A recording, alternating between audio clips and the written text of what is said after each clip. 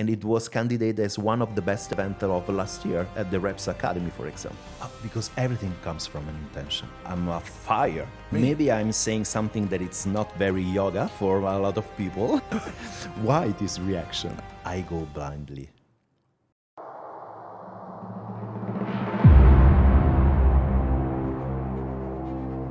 Welcome to Abel Podcast. This is episode 2.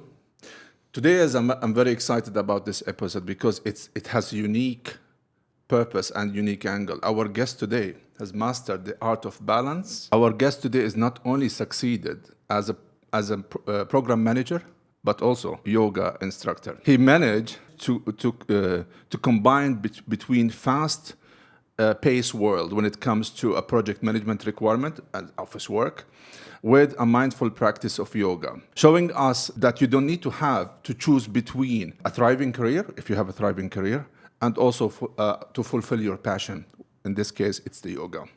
So get ready to learn really how he break the cycle of burnout and also finding the harmony in living the life of breaking the cycle of failure. So without further ado, let's jump in. Alex, welcome to the podcast. Thank you so much. Thanks for the invitation. For someone who lives under the rock, please introduce yourself.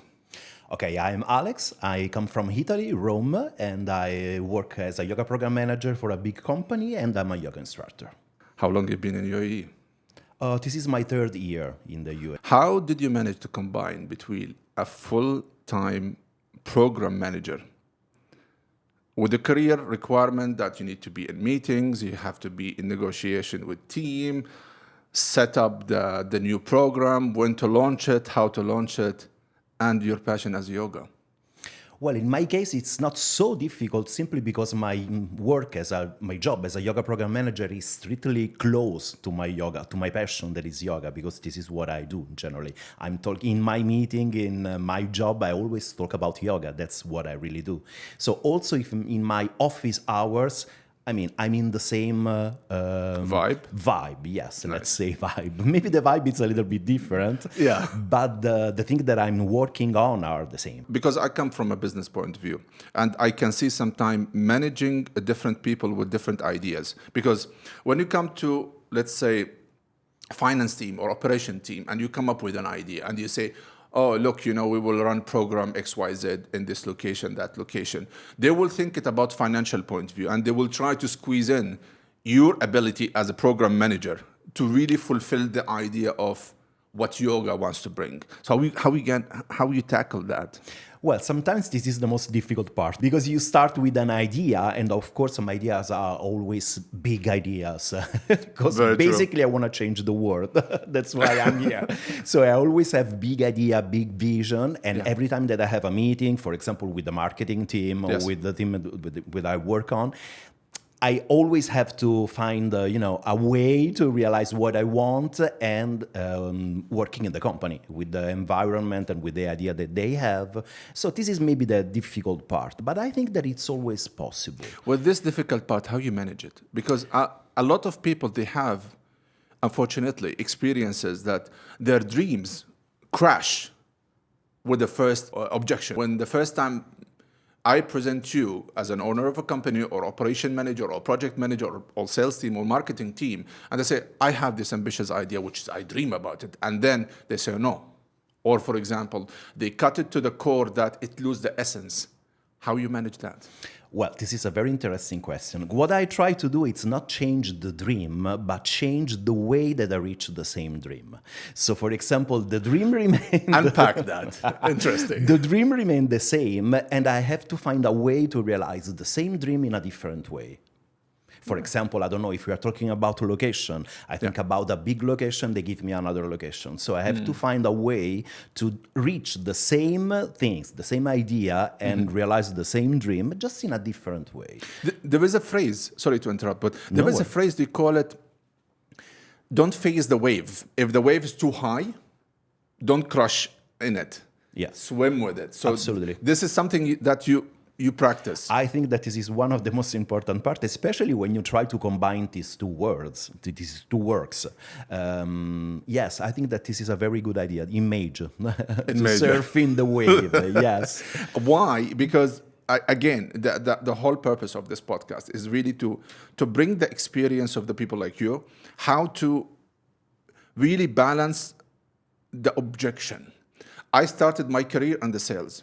So the first thing people, they're afraid from this kind of job is rejection. When someone, you are so excited to tell him what you have to sell and they said no. Or they try even to criticize you and criticize whatever you come to offer. So it's the same thing. When you propose a program and the management says, oh, let's make it in smaller size, for example. You want a instructor, you said no. We don't have to spend much money. So it's actually interesting because some people, they have immediately when they face this, they crash and they get into the depression cycle. Oh, my company does not motivate me and so on. Why are you smiling? I'm smiling because, yes, it's something that resonates. It happens. For sure it happens. But I think that what you can change, it's not the environment when you are working in. Also, if you can, a little bit. Yeah. But you don't have to change all the other people. You can change your reaction. And I think that this is the most important part. Because, of course, if I have an idea and you change a little bit my idea, I can be depressed and I say, oh, no, this is not what I want. And I can be sad about it. Or I can find, as I told you before, a different way to reach the same dream, as you told me before, right? This is something also we had a previous discussion. Master what you can control, which is when it comes to you. Leave extra space for something that you cannot control. For example, the environment that you work with, the company vision, but of course, if it's not your company, then they have their own way to think. So if you control your part, then you can have, as you said. But this is life in general. It's not just work. A lot of people, they have the ability to navigate between challenges at work and keeping their excitement, especially in the fitness industry. I saw a lot of people like who's come from abroad to UAE in the fitness industry, and they come with a dream to UAE, for example. I say, okay, I will work as 2 years as a personal trainer, then I'm going to establish my company. The motivation, when you start this journey, it started peak high, but then it drops. As your case, when you came 3 years ago, you still have the same motivation level or not? Maybe more than before. Very interesting. Unpack it for me. I think that the big difference, maybe it's just a word, but it's a different word and change a lot everything. It's not about dream. It's not about when you do something like this, for example, you come from another country and you have a dream, it's different to have a dream or to have a vision.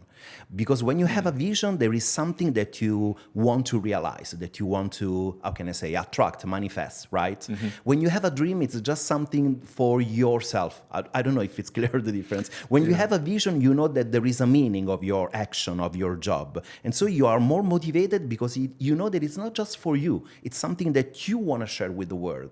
Okay. So maybe sometimes it's not exactly what you want. Maybe you don't reach exactly what you were thinking about. Mm-hmm. But there's every day something that you can do and that you can share with everyone. And if you try, if you are able to do these things, your motivation is always high. Can I ask a question? Of course. I'll give you a scenario, which I've seen a lot of people. They come to UAE. I was one of them 20 years ago. They come. They have. When I summarize it in three main categories of dream.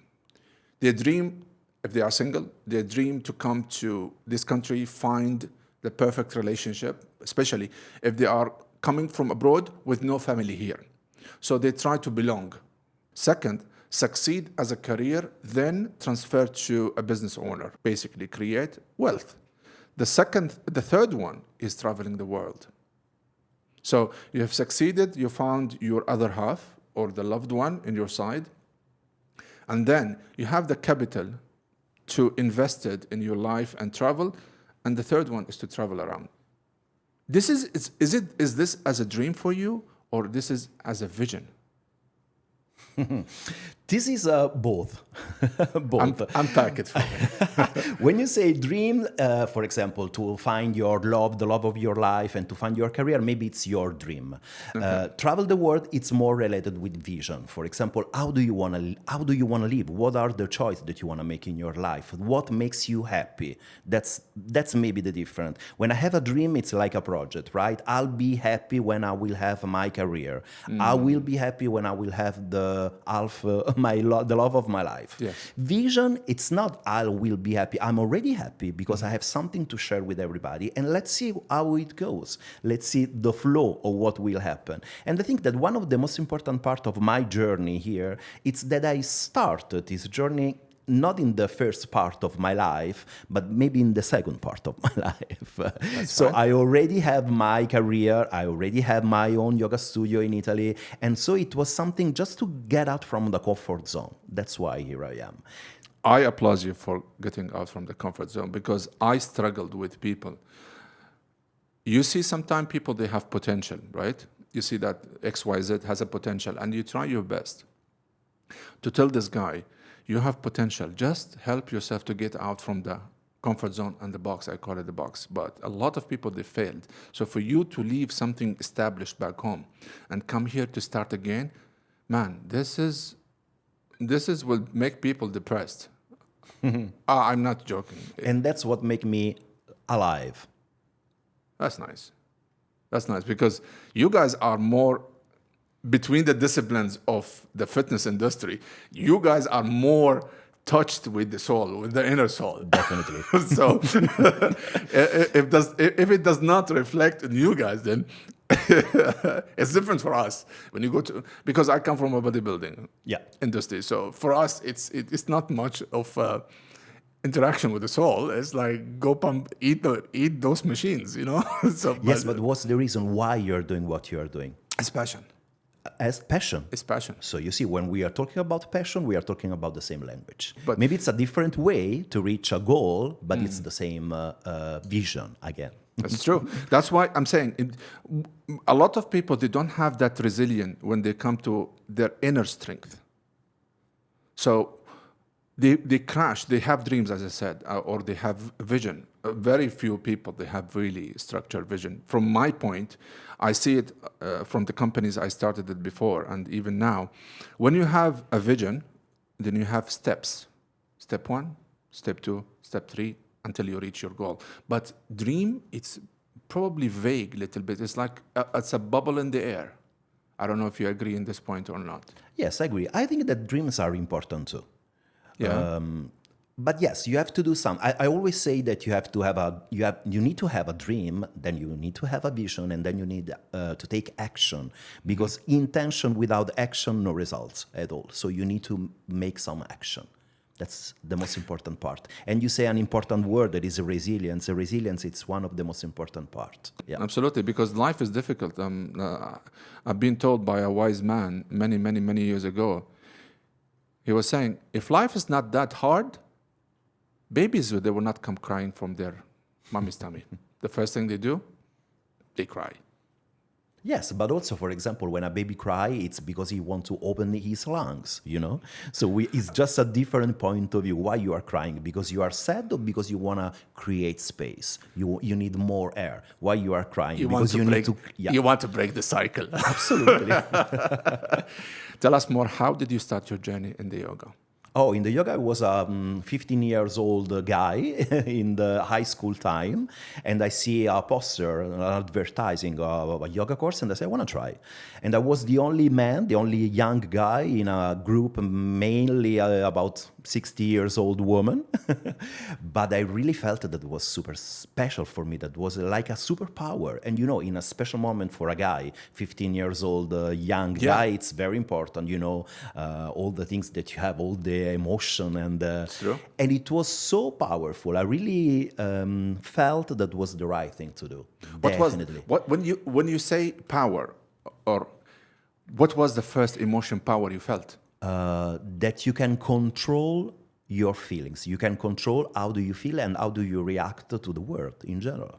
Because when you go to the fitness industry and you go, for example, in the bodybuilding, people, youngster, let's say youngster, who comes to this space, first thing they want to achieve is certain belonging to a group.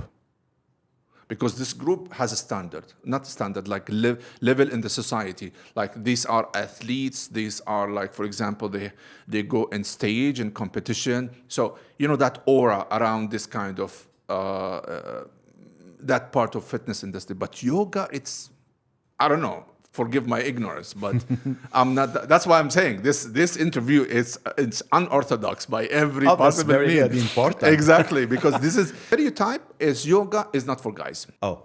So this is even now. But if you think about yoga in India, that you know that yoga comes from India, yoga in India was only for men.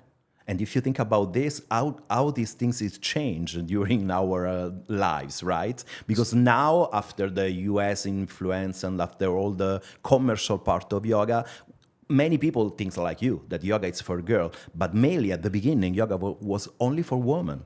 Only for men, sorry. Interesting. Yeah. I never knew about this. Yes. Yeah, I know the monks, they used to have this kind of meditation. And also in the Kung Fu part and the martial arts, when it started in China or Japan, they have this kind of, the mental part was also very important. Yes, the energy, that you work on your energy, right? Exactly. Not only on your body.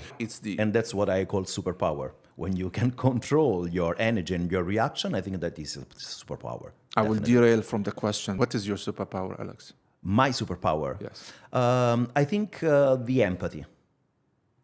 Empathy? Yes. Wow. Wow. Okay. Why this reaction? Why? Because you don't think that empathy can be a superpower. Why it is. Why empathy? Why you think that I... No, why empathy? Why did you choose empathy as a superpower?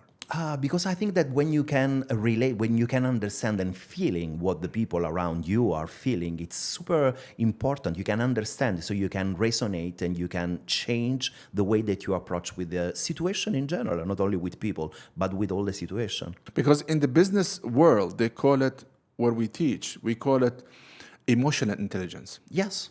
You can use every kind of communication to the person in front of you. It depends on the situation. So you don't go blank. You know what I mean? You use the same kind of reactions every time. So empathy. Very interesting.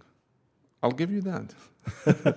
So you started 16 years old in the yoga, which is... 15. 15, which is surprisingly, you choose this path. Yes, I was a strange guy. And well, all of my friends, you were talking about group. I was not part of any group at all.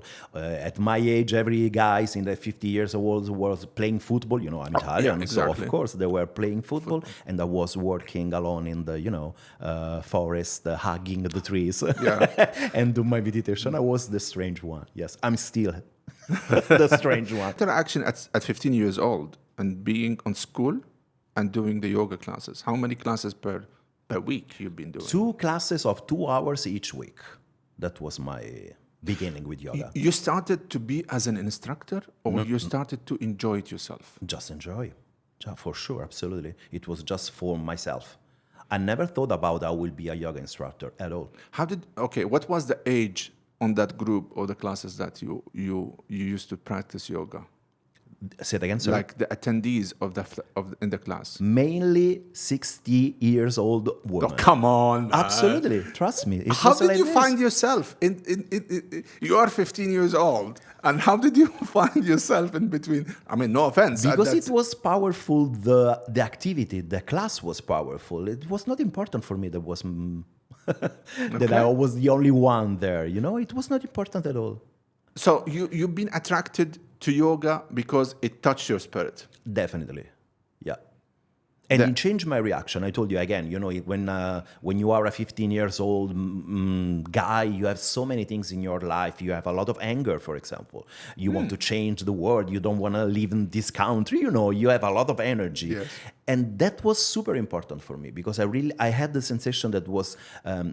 this activity was able to calm me down, to center me. And when you are centered, you can make better decisions. That's why I call superpower. Because if you are centered and you make a better decision, you go in your path. always when you are to do what you want to do a better decision or best decision as possible is actually isolate your feeling.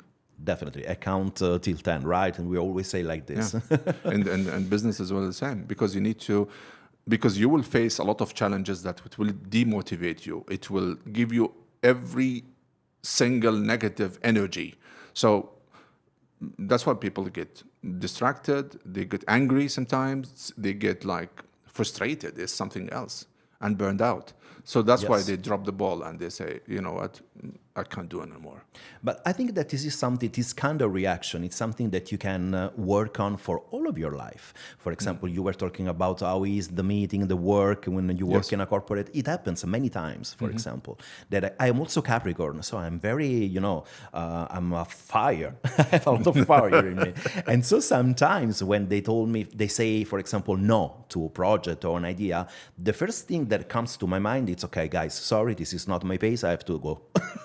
Wow. I want to leave the company, and then I stop and I say, okay, no, this is not the right way. I have a vision. I want to do these things. So let's find a way to reach the same, again, vision or dream.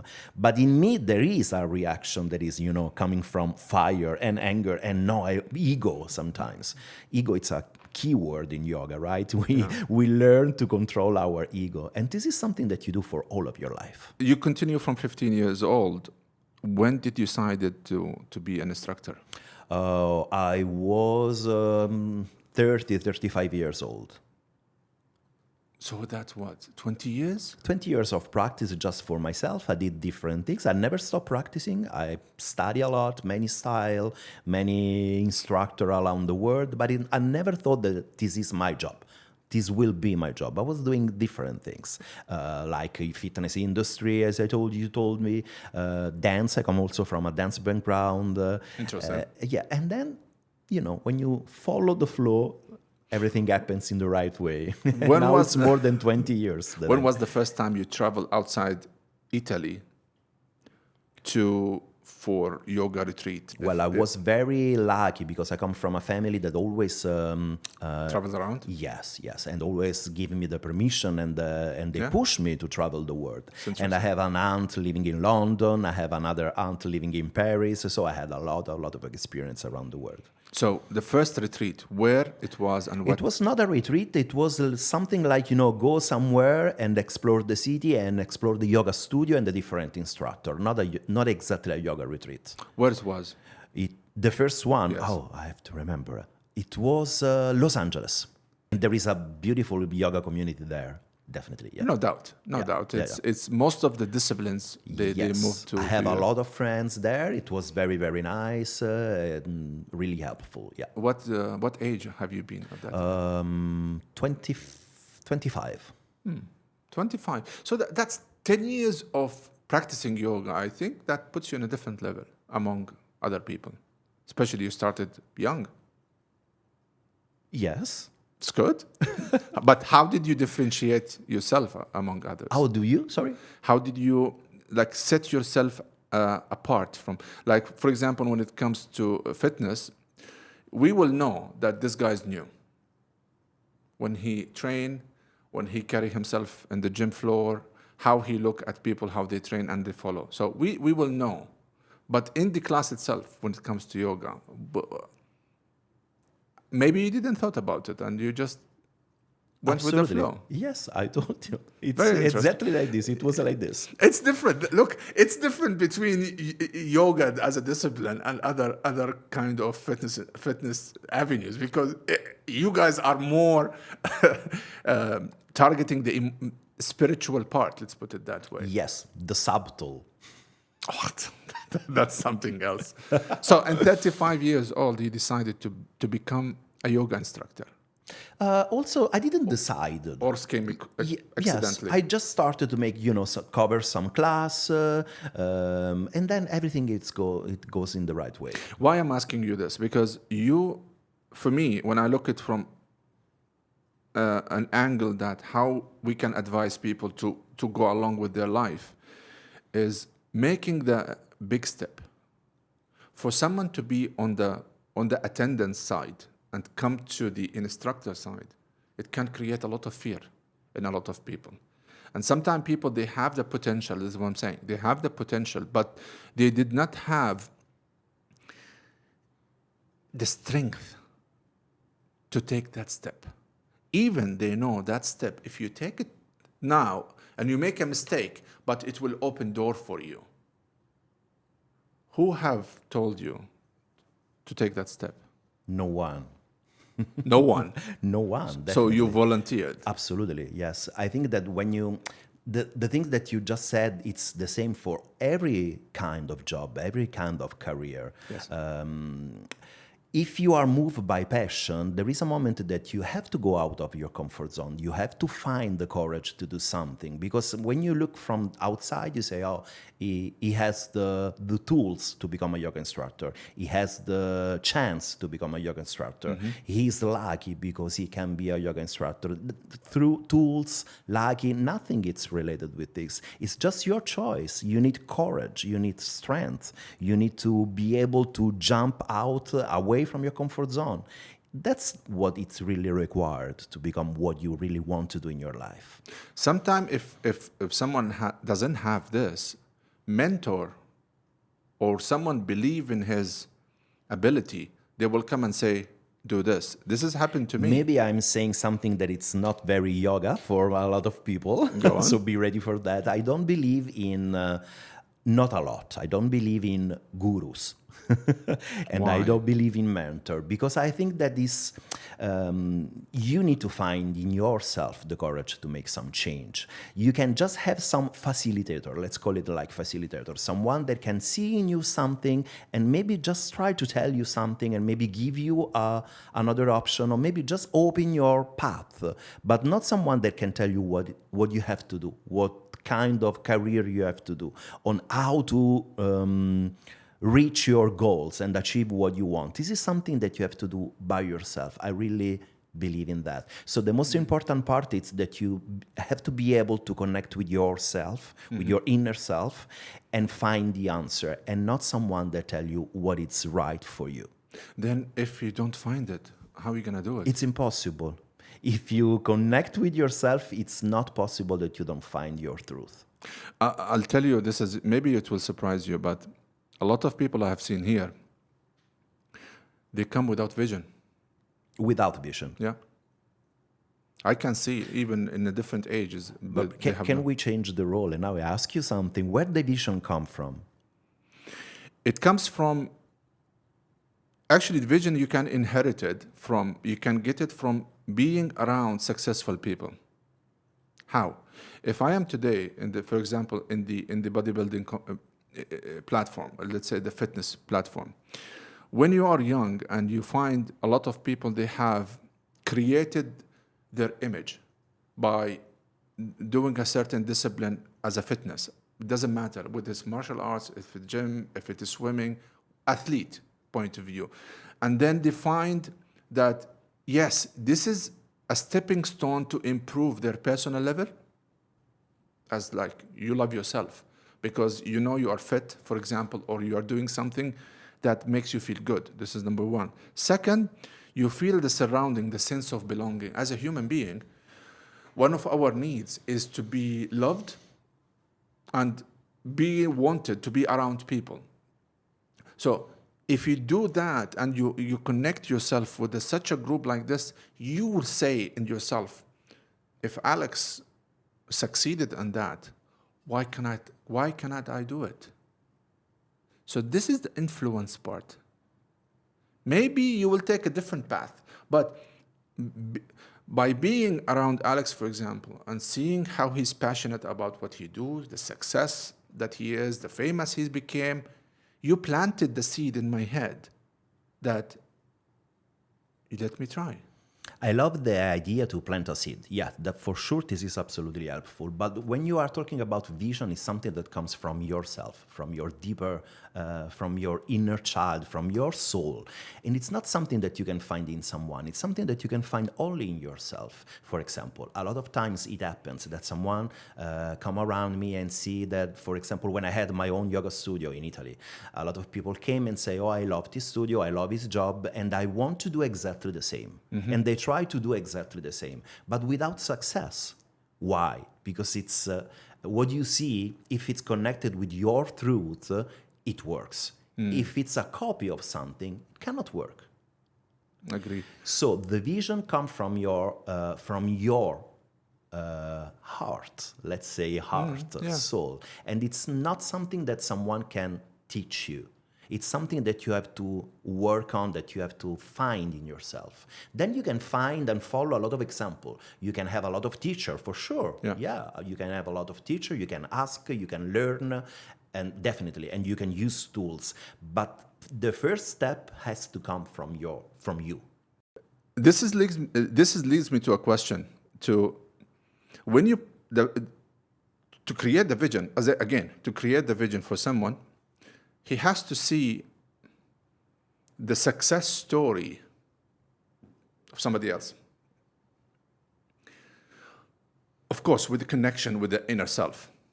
Because, as I said again, I don't know, it's debatable, but when you have a dream, and then you have a success story, then in your mind, you can create, why not? Let me try. So this can be the beginning of the vision. By having a mentor on the beginning, I see it in the business world and also in the fitness world. I don't know about yoga. That's why you're the expert here. Once we see as a trainer, when it comes to bodybuilding, a certain elements or physique on a young guy, and we see his motivation and his passion to the game, then we adopt him. So we see his potential. That's why when we did a lot of coursing about training bodybuilder for competition, always they say, look for the passion on the player. If he's passionate about it and inner desire inside him, he wants to do something in this domain, then you come as a trainer, as a mentor, as an advisor, and basically shape him. In yoga, maybe your experience is different, I love it. We are bringing a different experience to the table. Yes, it's not just the yoga point of view. This is interview. It's for me, right? Between me and you, right? Yes. So I'm not representing the yoga philosophy. I'm representing Alex in the yoga world, right? For me, it's not about shaping something. It's about remove all the things that can be obstacles to the real truth. Okay. So it's not about shaping, it's about remove what is not clear, what is on the surface. Because, for example, I had a lot of experience saying in my classes, super flexible girls, super motivated girls with the perfect body, and they can do everything. They can be an amazing yoga instructor. And maybe they love yoga in general, but they are not interested at all in becoming yoga instructor. Maybe they don't see it as a passion, or they consider it if they don't see it as a passion, you cannot move it. You cannot create a passion. You just you can just help someone that already have a passion. Absolutely. And it's not about if you have some how can I say, quality. Because quality, it's not so important. I knew amazing yogis without any physical attitude at all. And I saw a lot of amazing instructor, amazing athlete with the perfect body that were not good instructor at all. It's not so connected. Being able to be an instructor is a different level. Absolutely. I think that also it's the same thing. We are not talking about instructor or whatever, it's your job. It's how real is and how much it's connected with your desire, with what you want. The rest, you can work on. Yesterday, I was having an interesting discussion about why people, they put mask on their face and how genuine they are. A lot of people, they act to be genuine, whether it's in the work field, whether it's in the career, relationships, or even in the training sector when it comes to fitness industry. They just put the mask because inside, it's not really what they believe in. That's why you could... For me, I don't know, maybe you like it or you don't like it, but I could figure out who's good and who's not. in my fitness industry because I could see if he's wearing a mask or not. Because Yes. it appears in how he carry himself and how his interaction with other people. Definitely. I think that you have to be very connected with what you say, what you do, and what you think, and what you teach, especially when Absolutely. you are an instructor. That's why takes me to a different question. It's off topic again. You're always famous with your word. Start your practice with your intention. Why? Because everything comes from an intention.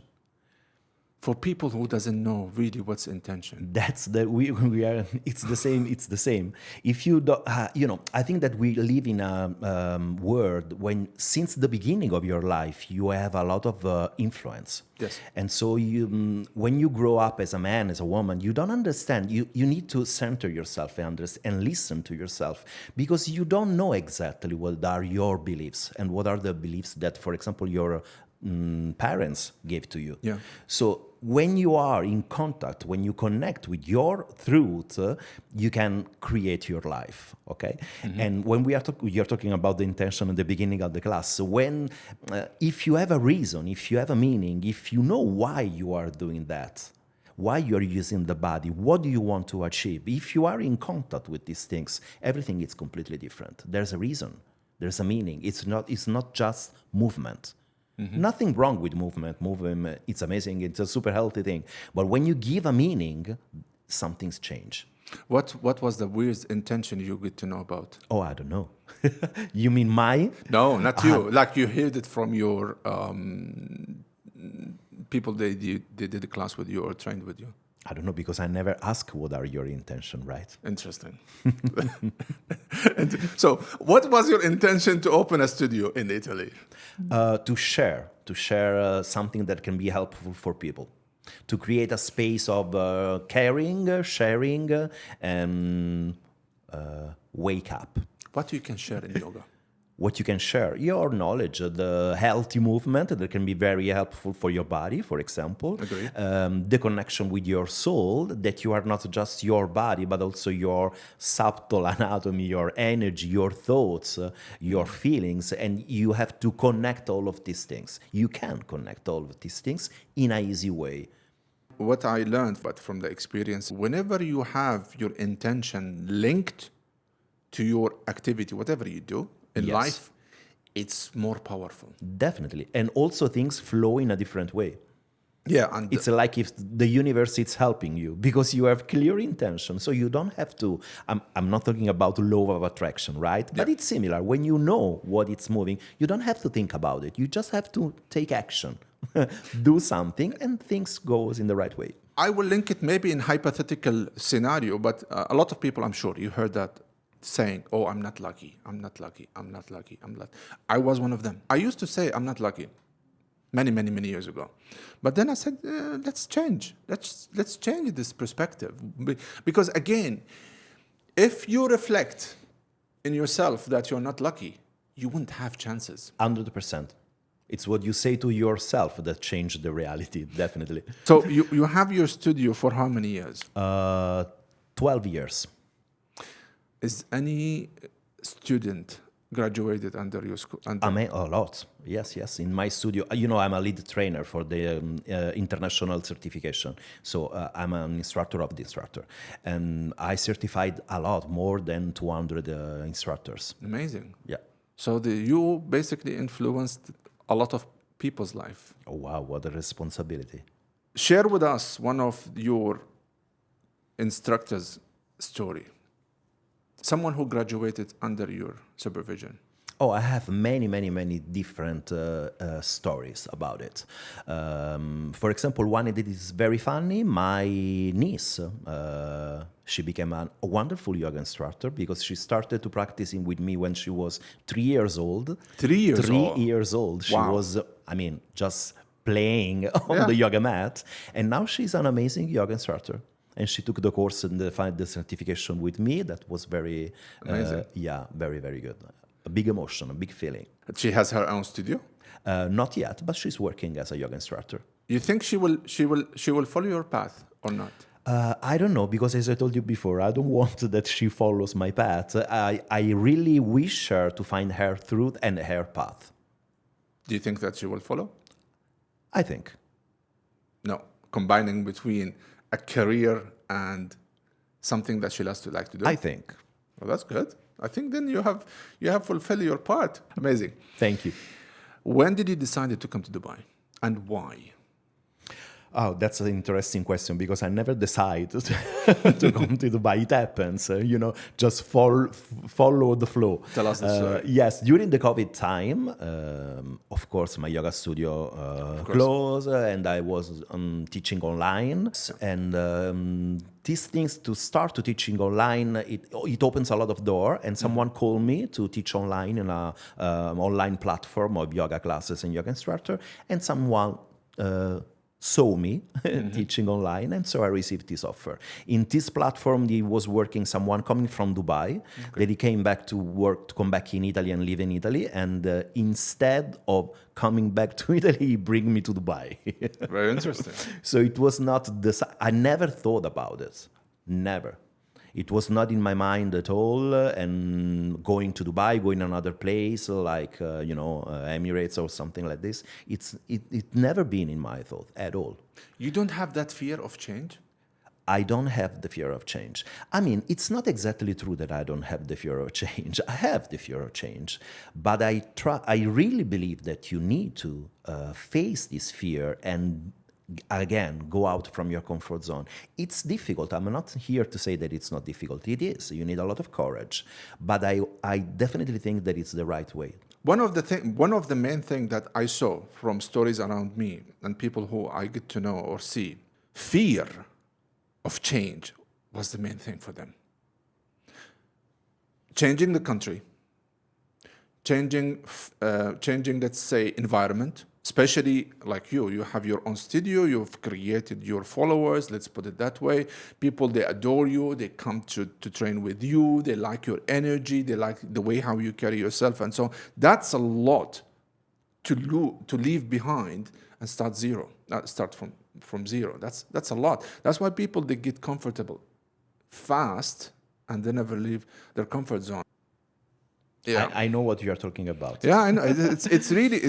But I think that the only thing that doesn't change in your life is that the life is about change.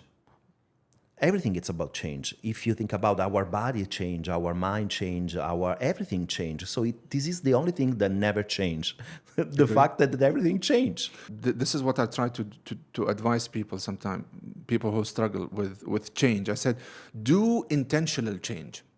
Meaning, if you plan to change your career, for example, or to change a country, for any reason, or change an unhappy relationship, educate yourself first. Create options. And then you can do wise change. But if you go blindly and throw yourself to the void. I go blindly. I'm sorry. Okay.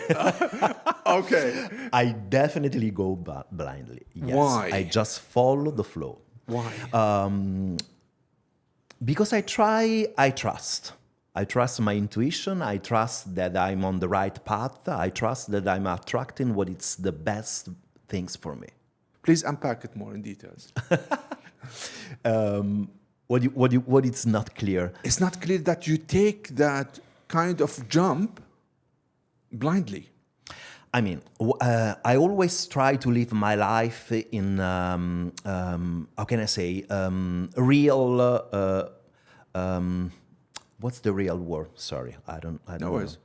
know. Honest. Okay. Okay. I always try to live my life in an honest way. I try to be very honest with myself. So I do what I think that I have to. It doesn't mean that I don't do anything. I do a lot of things. Yeah. I do my action. I have my project. I have my idea. I have my vision, and I work on my things. And I always try to be in the place where I feel that I'm in the right place and I'm doing the right things. Mm-hmm. When you work like this, when you live like this, things happens. Yeah. For example, I wasn't this vibe at all when I received the offer from this brand to come here in Dubai. I was in this vibe. I was very happy about whatever I had in my life. Mm-hmm. I was very happy in my yoga studio. Everything was amazing. I was not looking for nothing different, and these things happened, and this offer came. Yeah. if you are honest and if you trust that what is happening in your life, it's a reflection of what you are creating, you have to follow. Interesting. And so I said, okay, it's totally unexpected. I was not thinking about, but I have this offer. It means a big change. It means going in a different country. It means change and know a new culture, new people, a new kind of job, a different kind of job, because yoga program manager, it's a different kind of job. Exactly. But it happens. And I'm sure that I was following my path. So if this offer came, it means that I have to follow that. That to me is not really blind. It is. It is, because I had no idea what to expect from this decision. It's a risk. Yeah, However, it's a risk. However, it's as you said, you put your thoughts on the same line. In your mind, you are open to any new chance, but you have already in your mind you set everything on the right direction. And this is interesting for me because some people, even at this time, they're still blind. They don't know where they are going. From my point of view, because they are not connected with their truth. They are not looking at their self. If you are not able to align your thoughts and vision and dream in the same direction, you will go nowhere. Absolutely. This is, for example, a risk. And now we are talking a lot about manifestation, right? Attraction and manifestation. What can you manifest and attract if you are not sure of what you want exactly?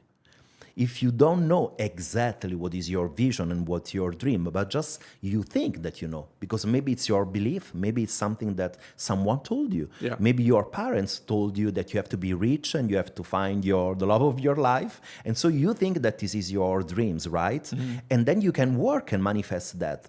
And what happens if you manifest that, and you realize that this is not what you want? So before the manifestation, I think that you have to find a moment to center it and find yourself and your real voice, your inner voice. And when you know exactly what is your truth, what your true desire, then you can manifest. Maybe it's hard for people. It is. Maybe it's hard for people to really find themselves. It is, the first step. But that's why people, they try to cut corners. Yes, and again, we move to the word that it's fear, because people are scared about it. It represents in their whole experience in life, because once they are not clear who they are and what they desire in this life, their action are like all over the place. They are not directed in one direction that they want to reach. Even maybe they don't have a vision. They're just living by. And this is sometimes it boggles me, because look, back on 15 years ago, people, they used to say US is the dreamland. I'm sure when you went to Los Angeles. Los Angeles. How perfect life it was. How perfect? How perfect life it was when you saw everything there. Amazing, right? You could feel that you can do anything. That's 15 years ago. Things changed.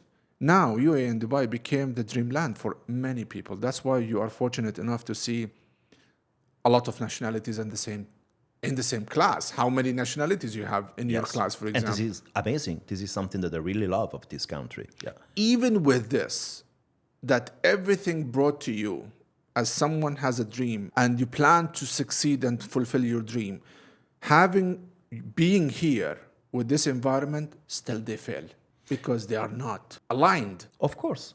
It's not clear in their mind and heart and soul what they really want. So they just think that come here and live in Dubai, it will realize what they want, but they don't know what they want. This will lead me to the second point, which is usually people, they have a dream of build a career, then move from being as a career man or employee to employer. So being as a staff to own the business. This is their dream. However, they don't have the vision. I'm asking you now, you have been an owner of a studio. Then you became a part of a group or a corporate. This is not step back? It's not. Why?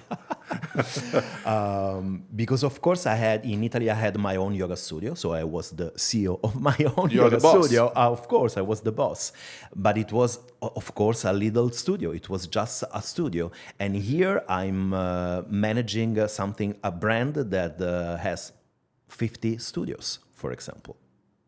And so this is the reason why I'm here, because you can reach many people. Interesting. So it's different, for sure. Definitely, it's absolutely different. But you can share more things. You can reach more people. You silenced your ego Yes. because you have seen a bigger picture, where sometimes the ego bigger than my head. This is absolutely normal. So a lot of people who have been in the, let's say, boss of themselves and stepping back to be a part of a corporation or a company, sometimes it will be considered as demotivating. But in your case, it's different. Highlight why. What did you see in this change? Why I'm asking this question? Because I want the listeners to capture what you will say and basically be the blueprint. When they find an offer like that, try to find the points you're going to highlight now. So my previous boss, when I had my first interview, my previous boss in this brand, in this corporate, she was very, very good. Because when we had the interview, I was a little bit like, I'm not sure that I want to come. And it was clear, and I think that she understood that. And so she started to ask me, what do you want for your life? And I said, I just want to make people happy. I just want to be help people to realize that can be healthy, that the yoga practice can help them.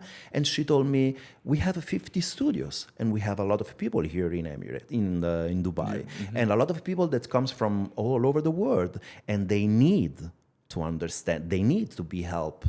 And realize that they can be happy, they can be satisfied, they can connect with their soul. And they said, oh my God, she's touching my soul with this word. She gave a reason. And they said, okay, I want to go there to do that. So it was not about money. It was not about prestige, the role of being yoga program manager for a big corporate. It was not at all.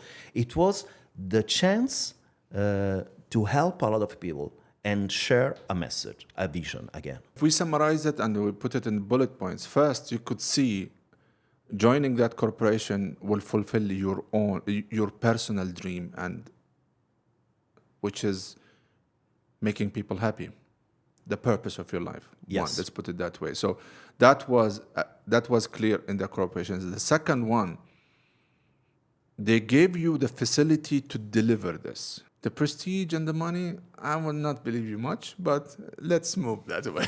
Why you don't believe me? Because we live in material environment. You need to pay your bills. You need to finance yourself. So money matters, right? But I'm saying something that I don't know if it would be resonate or not. Go on. A lot of people, because it's the opposite of what people think, right? A lot of people think that with the corporate world, with the office job, you can pay your bill. And then you can live your passion, right? In my experience, it happens exactly the opposite. When I really lived my passion that is strictly connected also with my first job, because basically it's the same. Yeah. But when I follow my passion, and that happens in all of my life, it gave me more. For example, yoga retreat, yoga teacher training, and all these kind of things. You can gain more than having just a corporate world job. So it's just that sometimes people think that I have to do that to pay my bill, and so I can have a little space to live my passion. But if you just change the priority, it can happen that your passion will give you more than your job. This is exactly what I want to say. It's how did you create? This is your formula of creating the balance. Yes. You became master in your passion, that you became so good, people wanted to reach you out. So it rewards you with financial incentive, let's put it that way. So it's not really the corporate job fulfill that. It is your ability to be a master of your trade. You have been as a boss controlling the decision. You decide everything, right? wanted to do, how many sessions, studios, and coming to the corporate world where you have to follow a certain pattern. How did you manage that? What do you mean follow certain pattern? Like we have a budget for marketing. We have 20 studios, as you said. So we have to limit our financial exposure. If it is an event, it shouldn't cost X amount where you wish to make it bigger. How did you manage that? As I told you before, just try to be very resilient and try to find a way to reach the same goal in a different way. Example, how one way of doing it. Okay, let's talk about a big event. For example, last year, the project was to have a big event in the expo. Okay. And so I called an instructor coming from Bali, and the class was amazing. Everything was ready. And then the expo just called us and say, sorry, guys, we cannot give you the location 1 month before. So it was not about my corporate, but it was another decision from the expo. And so I just said, oh my God, we need to recreate everything. We need to change completely everything. But instead of be depressed, oh my God, I cannot do that. Yeah. I just try to find a way to do exactly the same, to reach the same result and having the same vibe and the same influence in the Dubai people in a different way. That was a free location on the beach, and it was candidated as one of the best event of last year at the Reps Academy, for example. So finding a way to overcome your challenges is your way through Definitely, it. because you cannot avoid challenges. No. Challenges happen. So what you can do is to find a way to realize the same ideas in a different way. Did you look for help from other people to advise you how you can? Yes, definitely. Yes, and definitely. I think that help collaborate with other people, have a different point of view. It's absolutely a healthy thing, a useful thing. Because I've been asked this question on X that day, and they told me, they put this question saying, are you open to ask for help from other people or not? Definitely. I'm telling you, there was thousands of replies, and surprisingly, a lot of them, they say no. And I said, as a human being, it's part of our nature or DNA or program is to ask for help. However, the catch is when and to ask whom for help. This is the main thing. Because from the mentor that I have seen, whenever I was asking a question, always come back with, have you done your best? Have you explored all the possibilities to solve this issue or not? If I say, Alex, I need help with this interview, and I would do nothing, would you be able to help me? Or you will say, put something at least, be honest. Of course.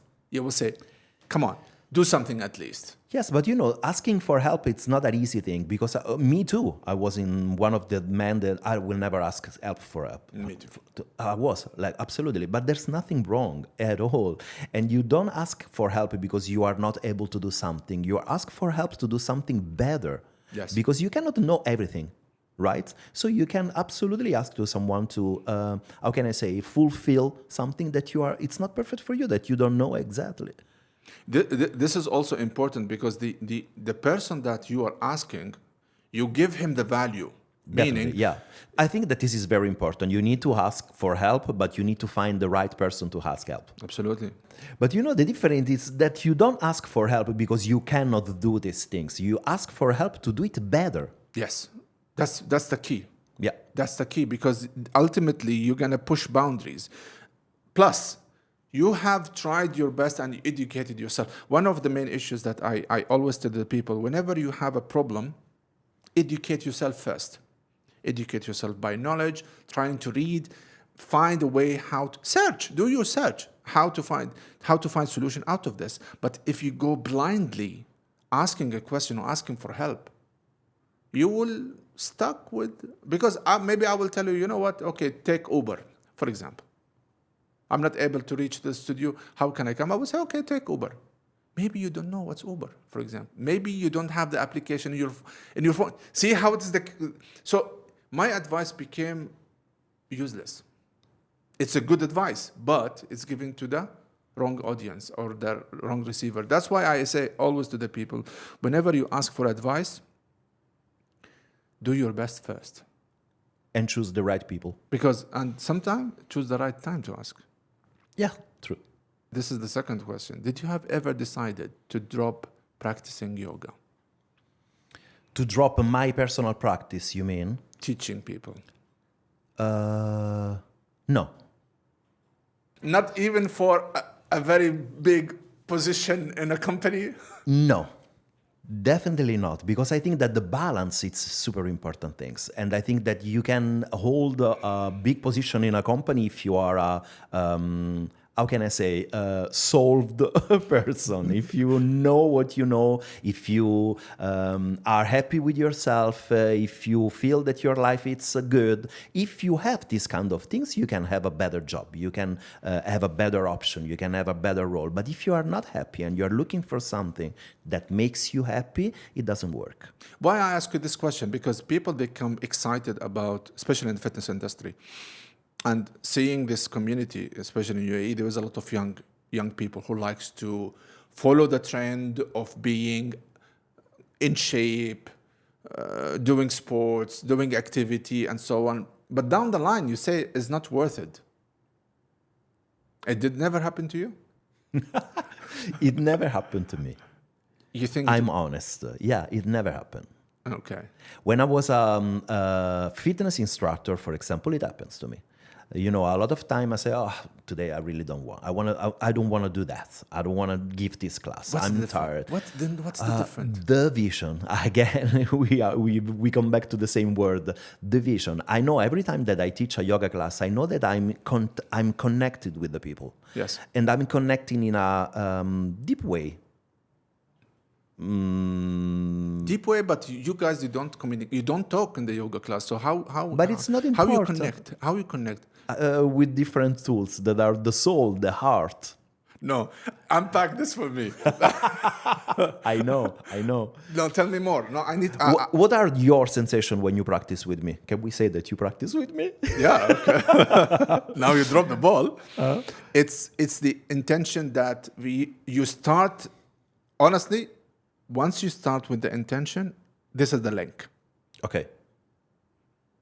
And then it's follow. Okay. And I don't know how to say the vibe, but the energy comes from you. You connect. That's what I'm saying. Oh, come on. No, you say that you don't believe in subtle anatomy, that it's too much for you, but you just said vibe and energy come from me. These words are, yeah, metaphysical words. We are human in the end of the day. Look, I know that 70-80% of our communication is based on body language. Yes, it's not verbal. So the verbal is only 20% or less. My point is, when I train people, for example, or I see people in the gym, the eye contact is basically one of them. But in the yoga, it's different. There's no eye contact. Why you say there is no eye contact? For example, I look around, I work around, I go and I can see if you are struggle or not. And sometimes I come to you, you or any kind of everyone. Yeah. I can see if they are struggle, and maybe I just go there and I say something, and then I just make a little adjustment, or just make a smile, for example, or laugh together. And this is a connection. It means we are doing the same thing. We are together here in this room. We are practicing the same sequence. Yeah. We are doing the same movement, and all of us, we are different. So we have many options, we have many variations. It's not important exactly what you are doing with your body. It's important why you are doing this movement, and in the environment and the group that you are in, right? And this is connection for me. So do you feel someone who is practicing, he is tense? Yes. How? I don't know. I have not an answer. I can feel, when you ask me when is your superpower, and I told you the empathy. Yeah. I don't know why exactly, but when someone comes to my class, I have the feeling of what this person needs. You get this vibe from where? I have no idea. Maybe it's just a subtle connection. Yeah, maybe this is the superpower, I think. If you have a superpower and you don't share your superpower, there's no meaning at all. I don't remember if it's a movie, maybe Superman, something like Spider-Man, something like this. Okay. That say if you have a superpower, if you are a superhero, you have a responsibility, right? That's absolutely true. If you don't share your superpower, there's no meaning.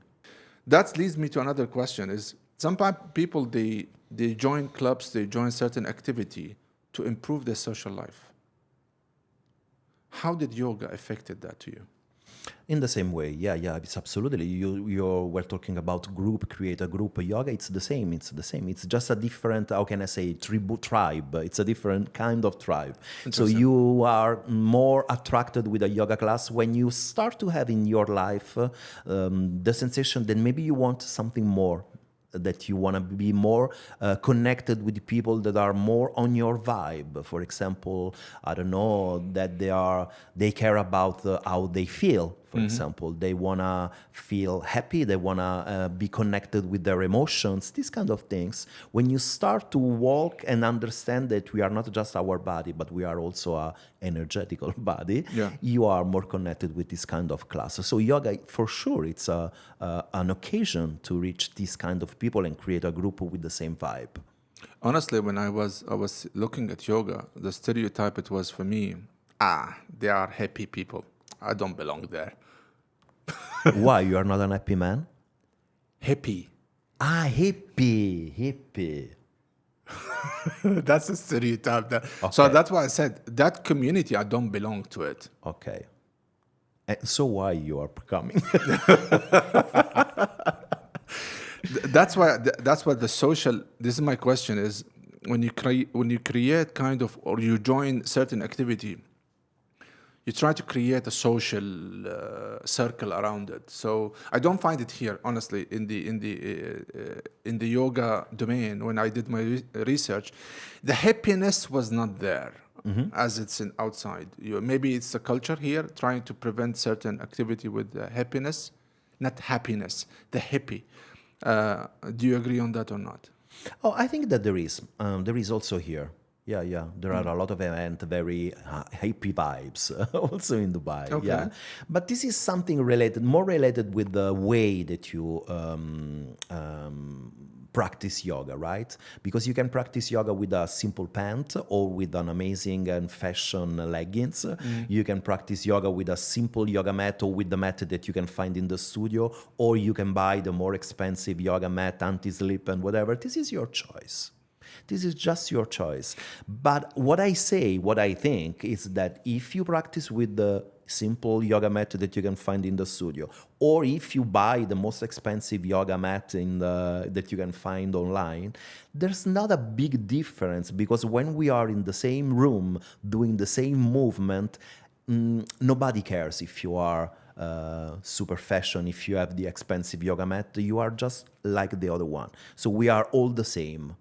This is just something that you can notice before, right? When you enter and you say, oh, look at this mat, look at these pants, look at this. But when you are practicing, there's not this distinction. There's not this difference. For someone who is like came from abroad, trying to establish kind of a social network, my advice always to the people, whenever you go to a country and you want to, let's say, experience it or try to find, understand the community, I always advise go to the gym. Because if you find a gym near to your place that you are sitting, immediately you will get along with the community. So you will see a big scale of community sample, let's put it that way. Is yoga the same thing? Yes, definitely. Yes. I think that it's a little bit more. In gym, you can find everything, right? Every kind of people. In a yoga class, you can find a specific tribe, just a little bit different. So it's more specific. The other follow-up question to that, because in the gym floor, or when you join the gym, whether you are doing boxing, kickboxing, Muay Thai, or different gym, or joining the class, there is a chance for you to communicate and talk. Yes. But in the yoga class, in yoga, we communicate in a different level.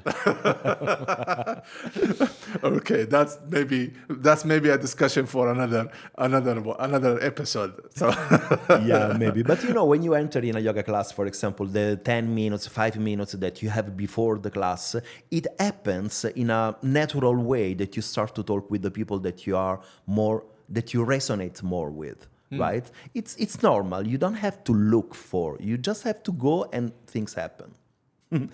You create your own vibe, and you are Yes. open to the other people to connect to you. Perfect. Exactly the same. You create your own vibe and then you open to the people. That's it. Did this vibe open for you a new destination when you came to Dubai as a traveling destination, or it was the same in Italy? It was similar with some different things, of course, but it was very similar. Where is the difference came? The difference comes from maybe the fact that now here it's a multicultural community for Yeah. sure. So maybe the culture, yes, the culture is different.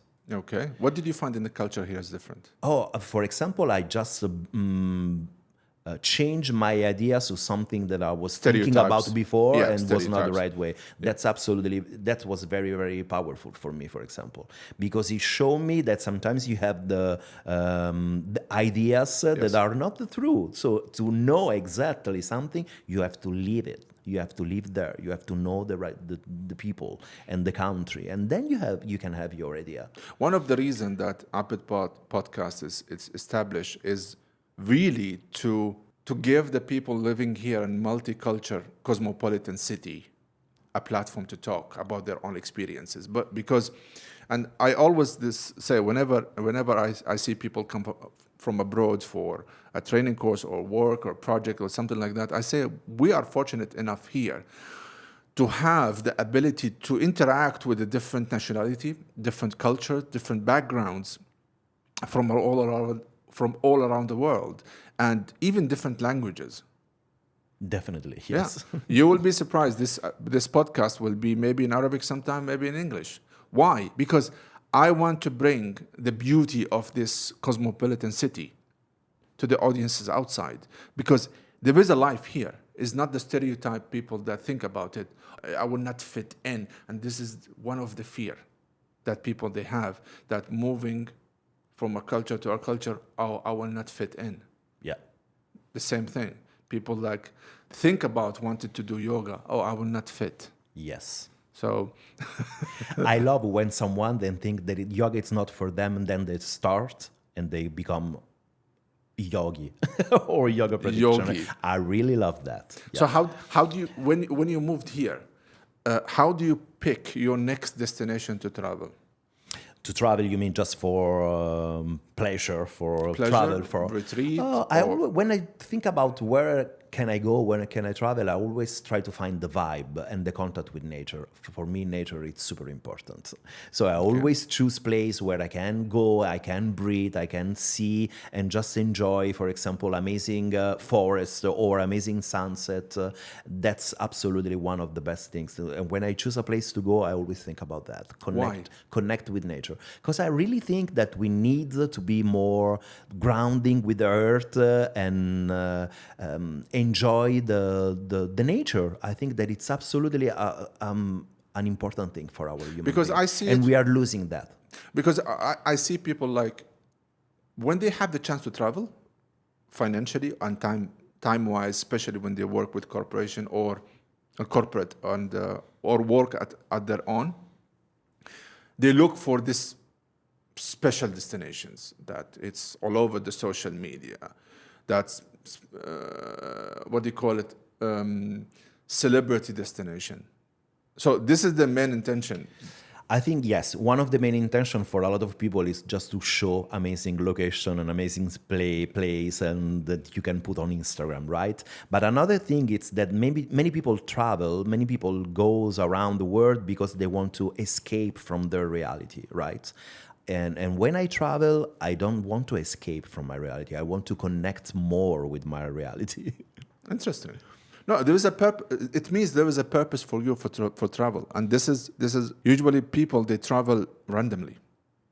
They just okay. I got vacation scheduled with my company. I don't know where to go, and this is something really. It put a question mark. Like I had this conversation 3 weeks ago with a friend of mine. He's planning to go for vacation, and he said, "Where do you suggest me to go?" I said, I have my own... It depends on what you want. Exactly. I said, I have my own bucket list. So it depends what you want to see. It's having deciding which destination you're going to travel to. It's really a big question. You need to answer it yourself. Like, if I recap what you said, you look a place where you can ground, connect with nature. What else? Have a nice food, enjoy nice food. I agree. Absolutely important. Yeah, nice food is the key. I am one of these people. If I don't enjoy the food in a certain country, basically the word is enjoy life.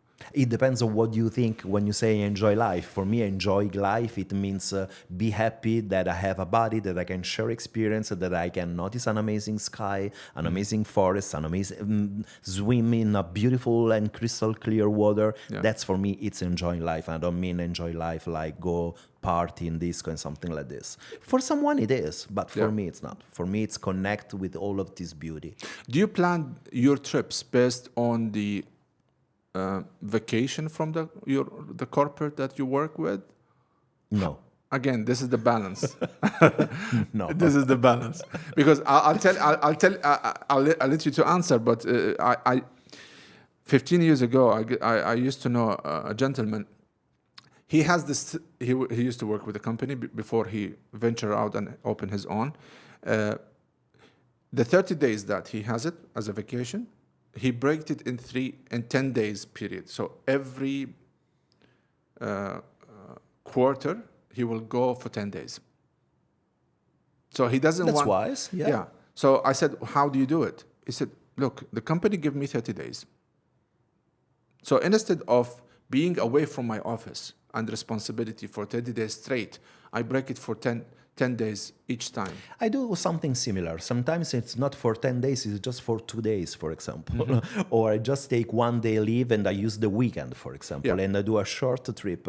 I try to do this kind of little trip as much as I can, because I really think that it's a powerful thing to travel the world and see and have experience and again, enjoy life in this sense. This is one of the dreams of the people. Yes. However, people with the corporate world, or when they work with companies, unfortunately, they either, and I saw this, they skip taking vacation for a year or two, so they get burned out, or they take a full month vacation, so they disconnect totally, and when they come back again, they struggle.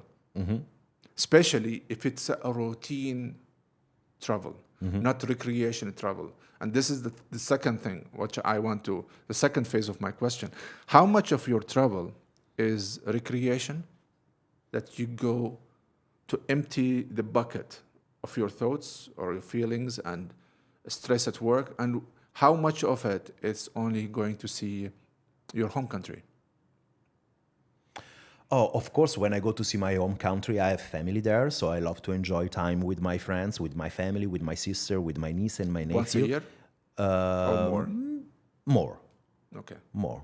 2 times, at minimum 2 times a year, yeah. Okay. But when I travel for myself, it's 100% recreation. And this is, you travel it like 6 times a year? Yes, let's say yes, 6 times, yeah.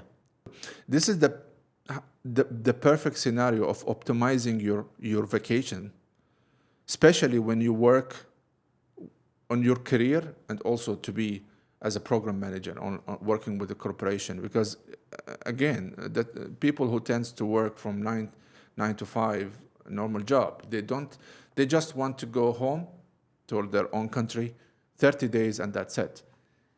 When they come back, they feel that they didn't go for vacation.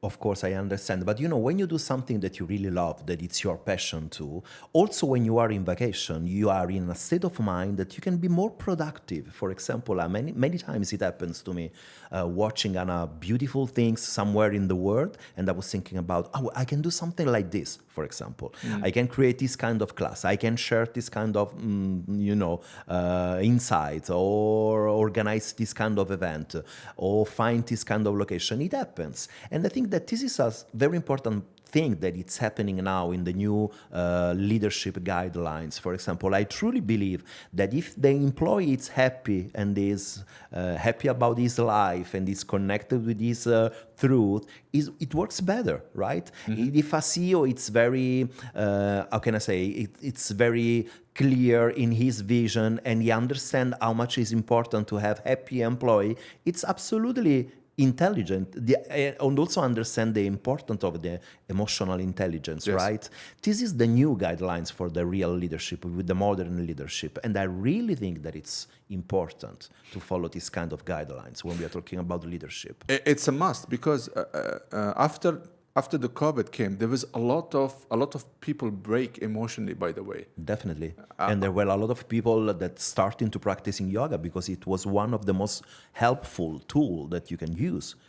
yeah, I remember the time when COVID hit. Most of the fitness equipment suppliers, they ran out of stock because people they found this is the only way to keep them balanced in their life, especially with not able to travel, not able to go to practice their gym or even change the scenery. They have to stay at home. So that was difficult for them. Again, working on corporation, sometimes you don't have that much flexibility. And this is what is my next question is, if you're going to advise someone who wants to break the cycle, shall I go and fulfill my passion or to sacrifice that for a career? I don't like sacrifice. I don't like the word, and I don't like.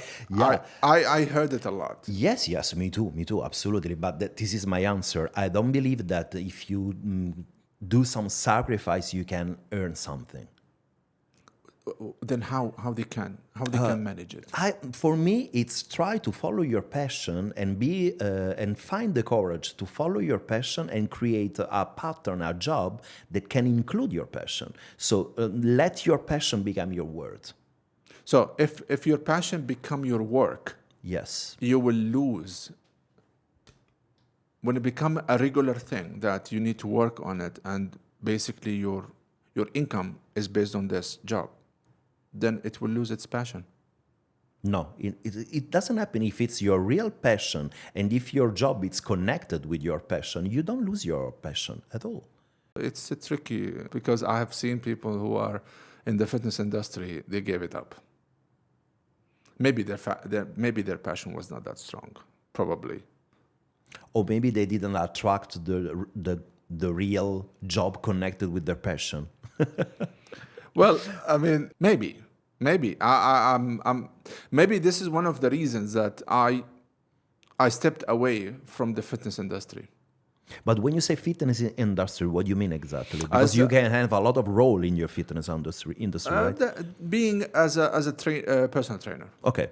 Because I honestly saw it unworth it, and I saw if I'm gonna follow the personal training, which is, I have a lot of people, they said, why didn't you go in the personal training? Because it's your passion. And I said, because I train for myself. And this is what... Yeah, maybe this is the difference. When I say passion, for me, it's my passion is to help people. Then this is a different angle. Yeah. This is a different angle. Sometimes it's I can motivate myself, but I don't know if I'm able to motivate somebody else. That's the question. That's why I said no. Being in the fitness industry as a personal training, it will not fit me because I do it for myself. So what is your advice on that? It's a different understanding of what passion is, I think, because for me, passion it's something that you can share with everybody. And if you share, it doesn't lose her power, right? You don't lose your passion if you share your passion. But if you are not sure that sharing your passion is something that you want to do, it can happen. More detail, unpack it more. I try to explain better. My passion is to connect as much as you can with myself and the environment around me, right? Mm-hmm. To ground with the nature, enjoy the nature, and understand that everything that you do, all your action that you can do during the day, mm-hmm. can have an impact in the world, right? Okay. This is my passion, and this is the meaning of yoga. You know that the word yoga means union, to unity, right? So when you try to understand these things, that everything that you do has an impact in your life and in the life of the people that are around you, you cannot lose your passion, because this is what you do every day, right? And when you choose to follow this idea, this path, You do exactly the same in your corporate world and in your yoga class. It's exactly the same. What I do, for example, in my office, it's the same. Of course, I do my job, I do my meeting, I do my teacher training, I create my event, but then I talk with people, and a lot of people come to me and ask me, for example, some breathing exercise, or they have some pain and they ask me some sequence that can help them, right? It's the same. Basically, I do the same because I'm following what I think it's the right way to live. Interesting. Because I saw the same example of people who are like struggle to run their business or struggle to create a business and succeed. Then their passion became teaching people how to come from the obstacles of running a business, managing the people, getting it profitable, and go to the next level. And this is their passion until now. They are doing, like, they keep teaching people. They are saying, okay, this is the best way to do it. If you struggle, and they didn't lose their passion when it comes to, in that part of the business, yes, but in the fitness industry, I don't know. It's again, it creates, this is the thing, it creates a cycle of failure for people who comes with a dream that they want to create something, they are passionate about it, and they hit with reality. And they will say, okay, I will sacrifice my passion and will work for example, a career job. The problem is when they ignore their passion, it dies. Of course. And then they became on the cycle of failure. That's why you see they're complaining about it. There are some people now, they said, don't make your passion is your work.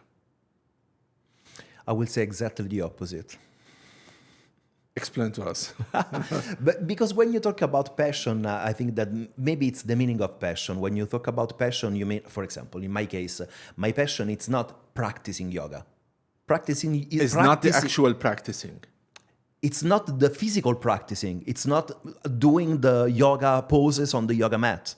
My passion is to live connected with my meaning, with my purpose. This is my passion. My passion, it's not practicing yoga, doing the body workout, right? This is not my passion. My passion is to understand that you can work on your body, also with your mind and your thoughts and your feeling, and connect with yourself and try to become a better person in your life, right? With your action, with your feelings, with your reaction, with your thoughts.